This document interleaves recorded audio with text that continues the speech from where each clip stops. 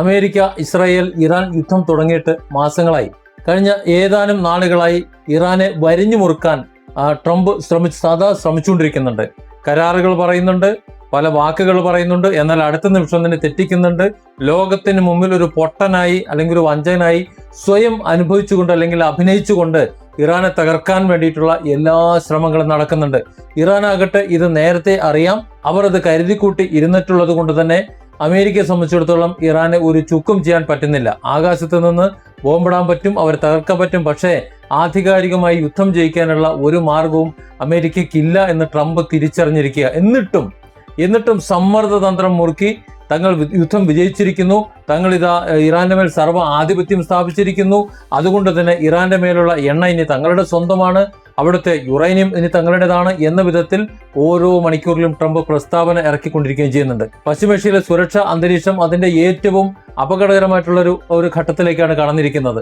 ഇറാനും ഇസ്രായേലും തമ്മിലുള്ള സംഘർഷം ഇരു രാജ്യങ്ങളുടെയും അതിർത്തികൾക്കപ്പുറത്തേക്ക് വ്യാപിപ്പിച്ചുകൊണ്ട് ഗൾഫ് മേഖലയാകെ പ്രതിസന്ധിയിലാക്കുന്ന കാഴ്ചയാണ് നമ്മൾ ഇന്ന് കണ്ടുകൊണ്ടിരിക്കുന്നത്. കേവലം സൈനിക താവളങ്ങളെ മാത്രം ആക്രമിച്ചിട്ടുള്ള ആക്രമണങ്ങൾ എന്ന നിലയിൽ നിന്നും മാറി സാധാരണ ജനങ്ങളെയും ആഗോള സാമ്പത്തിക വ്യവസ്ഥയെയും നേരിട്ട് ബാധിക്കുന്ന തരത്തിലേക്ക് കാര്യങ്ങൾ മാറിയിരിക്കുകയാണ്. നമുക്കറിയാം, ഇതിനു മുമ്പ് ഇറാൻ യുദ്ധം ചെയ്യുമ്പോൾ ജനവാസ കേന്ദ്രങ്ങളെ, അതായത് ഗൾഫ് മേഖലയിലെ ജനവാസ കേന്ദ്രങ്ങളെ പൂർണ്ണമായും ഒഴിവാക്കിയിരുന്നു.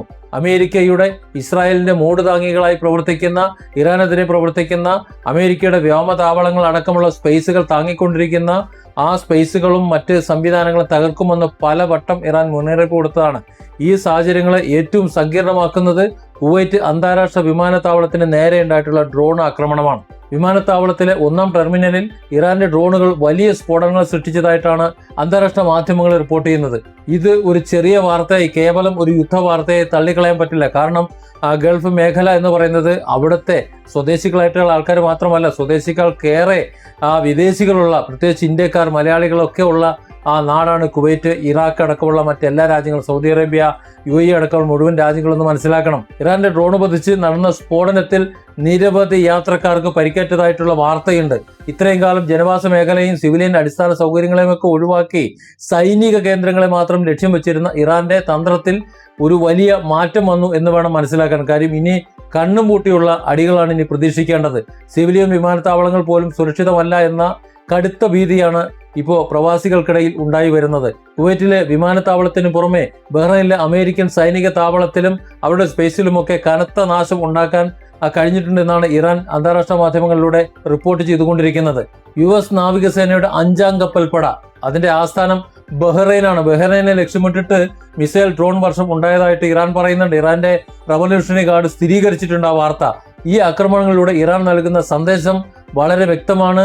ഈ യുദ്ധത്തിൽ അവരുടെ യഥാർത്ഥ ലക്ഷ്യം ഗൾഫ് രാജ്യങ്ങളല്ല, മറിച്ച് അവിടെ നിലയുറപ്പിച്ചിരിക്കുന്ന അമേരിക്കൻ സൈനിക ശക്തികളാണ്. അതായത് അമേരിക്ക ഗൾഫ് രാജ്യത്തെ വിട്ടു പോകുന്നത് വരെ അമേരിക്കയെ ഇറാൻ അടിച്ചുകൊണ്ടേയിരിക്കും എന്ന് തന്നെയാണ് ഈ ആക്രമണങ്ങളെല്ലാം വിളിച്ചു പറയുന്നത്. പണ്ട് അഫ്ഗാനിസ്ഥാനിലോ ഇറാഖിലോ അമേരിക്ക യുദ്ധം ചെയ്ത കാലത്ത് നിന്ന് വ്യത്യസ്തമായിട്ട് ഇന്ന് അമേരിക്കയുടെ ഏറ്റവും പ്രധാനപ്പെട്ട തന്ത്രപ്രധാനമായ സഖ്യകക്ഷികൾ സ്ഥിതി ചെയ്യുന്ന ഗൾഫ് മണ്ണാണ് നേരിട്ടുള്ള യുദ്ധഭൂമിയാകുന്നത്. ഇറാൻ നേരിട്ട് അടിച്ചുകൊണ്ടിരിക്കുന്നത്. ഇത് വാഷിംഗ്ടണിന്റെ സൈനിക കണക്ക് കൂട്ടലുകളെ പൂർണ്ണമായിട്ടും തെറ്റിക്കുന്നുണ്ട്.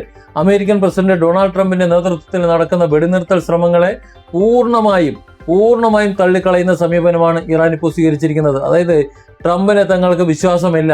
പല കരാറുകൾ, പല സംഭാഷണങ്ങൾ, പല രാജ്യാന്തര ഇടപെടലുകൾ, ഇതൊക്കെ മറ്റുള്ളവരെ പൊട്ടന്മാരാക്കി ട്രംപ് പെരുമാറുന്നതാണ് കാണുന്നത്. അതുകൊണ്ട് തന്നെ അവർ പറയുന്ന കാരണം വളരെ വ്യക്തമാണ്.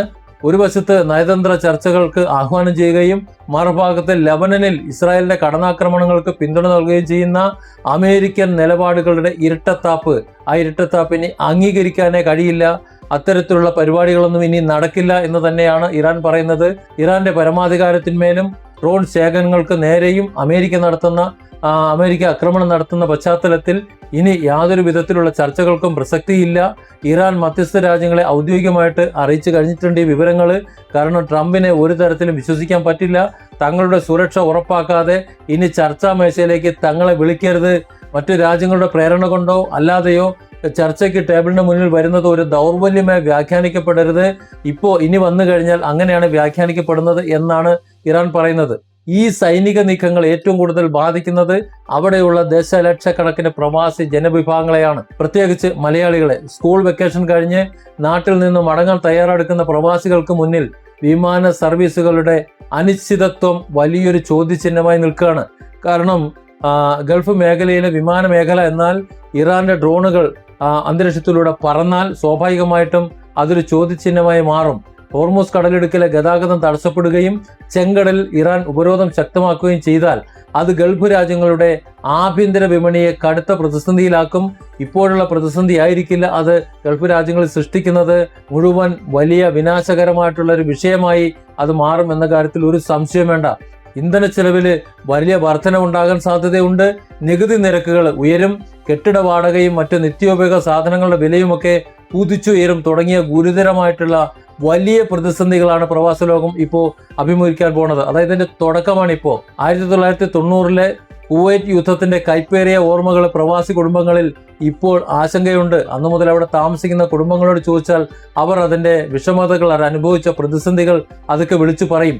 പശ്ചിമേഷ്യയിലെ ഈ സംഘർഷം കേരളത്തിലെ ഒരു സാധാരണ കുടുംബത്തിന്റെ ജീവിതവുമായിട്ട് നേരിട്ട് ബന്ധപ്പെട്ടിരിക്കുന്നു എന്ന് നമ്മൾ മനസ്സിലാക്കണം. പശ്ചിമേഷ്യ എന്ന് പറഞ്ഞാൽ നമ്മളെ കുടുംബം പോലെയാണ്, നമ്മുടെ തറവാട് പോലെയാണ്. കാരണം അവിടെയുള്ള ഏതൊരു പ്രതിസന്ധിയും നമ്മളെ കുടുംബത്തെയും ഈ നാടിനെയും ബാധിക്കുന്നുണ്ട് എന്ന് മനസ്സിലാക്കണം. പ്രത്യേകിച്ച് മലയാളി സമൂഹം കേരളത്തിൽ ഗൾഫ് പണത്തിന്റെ അല്ലെങ്കിൽ അവിടെ നിന്നുള്ള വരുമാനത്തിന്റെ ആ സ്രോതസ് കൊണ്ടാണ് ഇവിടെ പോലും കച്ചവടങ്ങളും മറ്റു ബിസിനസ്സുകളും ഒക്കെ നടക്കുന്നത്, അല്ലെങ്കിൽ സാധാരണക്കാരന്റെ ഇടപെടലുകൾ പോലും നടക്കുന്നത്. അത് മുഴുവൻ തകർന്ന് തരിപ്പണമാകുന്ന ഒരു അവസ്ഥയായിരിക്കും ഇനി വരാൻ പോകുന്നത്. ആഗോളതലത്തിൽ എണ്ണവില ഉയരുമ്പോൾ അത് ഇന്ത്യയിലെ ചരക്കു ഗതാഗത ചെലവ് വർദ്ധിപ്പിക്കും, രാജ്യത്ത് വിലക്കയറ്റത്തിന് കാരണമാവും. അതോടൊപ്പം പ്രവാസികളുടെ വരുമാനത്തിലുണ്ടാകുന്ന ഇടിവ് കേരളത്തിന്റെ സമ്പദ്ഘടനയെ നേരിട്ട് തന്നെ ബാധിക്കും. ഗൾഫ് മണ്ണിൽ വീഴുന്ന ഓരോ മിസൈലിന്റെയും സാമ്പത്തിക ആഘാതം നമ്മുടെ നാട്ടിന്റെ സാധാരണക്കാരന്റെ അടുക്കളയിലാണ് പ്രതിഫലിക്കുന്നത് എന്ന് നമ്മൾ മനസ്സിലാക്കണം.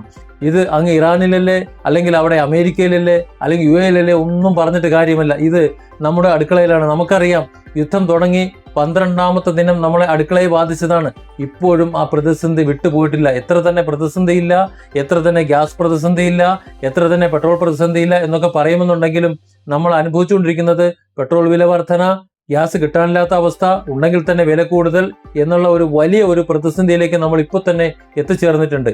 ഇറാൻ ഇപ്പോൾ പ്രയോഗിക്കുന്നത് കടുത്ത നയതന്ത്ര സമ്മർദ്ദ തന്ത്രമാണ്. ഗൾഫ് രാജ്യങ്ങളുടെ സുരക്ഷയും സാമ്പത്തിക മേഖലയും അപകടത്തിലാകുന്നതിലൂടെ അമേരിക്കയ്ക്ക് മേൽ വലിയ സമ്മർദ്ദം ചെലുത്താൻ ഇറാന് സാധിക്കും. ഇസ്രായേലിനെ കൊണ്ട് യുദ്ധം നിർത്തിവെപ്പിക്കാനും അമേരിക്കയെ പ്രതിരോധത്തിലാക്കാനും ഗൾഫ് മേഖലയെ സമ്മർദ്ദത്തിലാക്കുക എന്ന തന്ത്രമാണ് ഇറാൻ ഇപ്പോൾ പയറ്റിക്കൊണ്ടിരിക്കുന്നത്. അതിന് കാരണവുമുണ്ട്. കാരണം അമേരിക്കയുടെ സൈനിക താവളങ്ങൾ അല്ലെങ്കിൽ അമേരിക്കയുടെ മറ്റ് സേനാ വിന്യാസങ്ങളൊക്കെ അവിടെ ഉള്ളതുകൊണ്ട് ആ ന്യായം അവർക്ക് പറയുകയും ചെയ്യാം. ഒരു തെറ്റായ കണക്കുകൂട്ടൽ പോലും ഈ പ്രാദേശിക സംഘർഷത്തെ ഒരു ആഗോള യുദ്ധമാക്കി, ഒരു വലിയ യുദ്ധമാക്കി, ഒരുപക്ഷെ മൂന്നാലോക യുദ്ധമാക്കി മാറ്റിയേക്കാമെന്നുള്ള ഒരു വലിയ ഒരു ഭീകര അന്തരീക്ഷമാണ് ഉരുത്തിരിഞ്ഞു വരുന്നത്. വരും ദിവസങ്ങളിലെ നയതന്ത്ര നീക്കങ്ങളും സൈനിക പ്രതികരണങ്ങളും പശ്ചിമേഷ്യയുടെ മാത്രമല്ല ലോക സമ്പദ് വ്യവസ്ഥയുടെ, പ്രവാസികളുടെ ഒക്കെ ഭാവിയുടെ ദിശ നിർണ്ണയിക്കും. അതിന്റെ കാര്യത്തിൽ യാതൊരു സംശയം വേണ്ട. ഇവിടെ ഇതൊക്കെ പരിഹാരമുണ്ടാക്കാൻ ഒരാൾ വിചാരിച്ചാൽ മതി. പക്ഷെ അയാളെ സംബന്ധിച്ചിടത്തോളം യുദ്ധം എങ്ങനെ പോയാലും, പശ്ചിമേഷ്യ എങ്ങനെ തകർന്നാലും, ഇറാനോ UAE-യോ അടക്കമുള്ള മുഴുവൻ രാജ്യങ്ങളും തകർന്നടിഞ്ഞു കഴിഞ്ഞാലും ഇറാന്റെ മേലുള്ള എണ്ണ, ഇറാന്റെ കയ്യിലുള്ള യുറേനിയം, മറ്റുള്ള രാജ്യങ്ങളുടെ മേലുള്ള സ്വത്തുവകകൾ ഇതൊക്കെ കൊള്ളയെടുക്കണം എന്നുള്ള ട്രംപ് എന്ന കൊള്ളക്കാരന്റെ ഒരൊറ്റ മോഹം. അതുകൊണ്ട് തന്നെ ട്രംപ് വിചാരിക്കാതെ ഈ യുദ്ധം തീരുമെന്ന് ആരും കരുതേണ്ടതില്ല. ഇറാനെ സംബന്ധിച്ചിടത്തോളം ഇറാന് മറ്റൊരു മാർഗവുമില്ല. ഇറാന്റെ രാജ്യത്തെ ജനങ്ങളെ സംരക്ഷിക്കേണ്ടത്, ഇറാൻ എന്ന രാജ്യം സംരക്ഷിക്കേണ്ടത് അവരുടെ ഉത്തരവാദിത്വമാണ്. അതവർ നിറവേറ്റുക തന്നെ ചെയ്യും. അതുകൊണ്ടാണ് നമ്മൾ വളരെ ഭീതിയോടെ മാത്രം ഈ യുദ്ധത്തെ കാണേണ്ടി വരുന്നത്. കാരണം ട്രംപിനെ കുടിച്ച വെള്ളത്തിൽ വിശ്വസിക്കാൻ കഴിയാത്തത് കൊണ്ട് അയാൾ പല കാര്യങ്ങളും പല വായിൽ പറഞ്ഞുകൊണ്ടിരിക്കും. യുദ്ധം ഒരു തലവേദനയായി നമ്മുടെ മുന്നിൽ നിൽക്കുകയും ചെയ്യും. ആ ഒരു പ്രതിസന്ധി മറികടക്കാൻ അമേരിക്കയെ സംബന്ധിച്ചിടത്തോളം പശ്ചിമേഷ്യയിലെ അവരുടെ സൈനിക താവളങ്ങൾ, പല താവളങ്ങളുണ്ട്, അതിനെ ഒഴിവാക്കിക്കൊണ്ട് നാണം കെടാൻ അവർ തയ്യാറാവില്ല. ട്രംപിന്റെ ഈ ഒരൊറ്റ കാര്യത്തിൽ പിടിയൊന്നിക്കൊണ്ട് സമ്മർദ്ദ തന്ത്രത്തിലൂടെ ഇറാന്റെ പരമാധികാരത്തെ സംരക്ഷിക്കാൻ വേണ്ടിയിട്ടാണ് Iran പരിശ്രമിച്ചുകൊണ്ടിരിക്കുന്നത്. Different angles. Don't forget to subscribe and support this channel.